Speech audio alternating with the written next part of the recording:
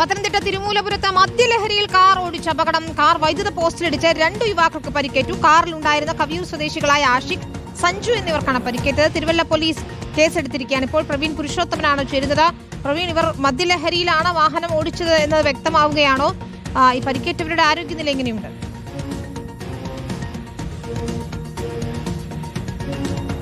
വിനീത, ഈ പരിക്കേറ്റവരുടെ ആരോഗ്യനില തൃപ്തികരമാണ്. 28 വയസ്സ് പ്രായമുള്ള 2 യുവാക്കളാണ് അവർക്കാണ് ഈ അപകടത്തിൽ പരിക്കേറ്റത്.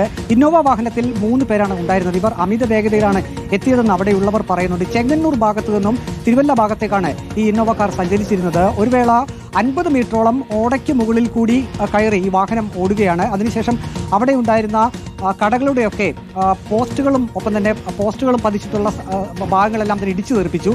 ശേഷമാണ് ഒരു വൈദ്യുതി പോസ്റ്റിൽ ഇടിച്ച് ഈ വാഹനം നിന്നത്. വാഹനത്തിന്റെ മുൻവശത്തിനും തകരാർ പറ്റിയിട്ടുണ്ട്. നാട്ടുകാർ ഓടിക്കൂടി ഈ 2 പേരെ, പരിക്കേറ്റ 2 പേരെ തിരുവല്ല താലൂക്ക് ആശുപത്രിയിലേക്ക് മാറ്റിയിട്ടുണ്ട്. വിവരമറിഞ്ഞ തിരുവല്ല പോലീസും സ്ഥലത്തെത്തി. തിരുവല്ല പോലീസ് വിശദമായിട്ട് അന്വേഷിച്ചിട്ടുണ്ട്.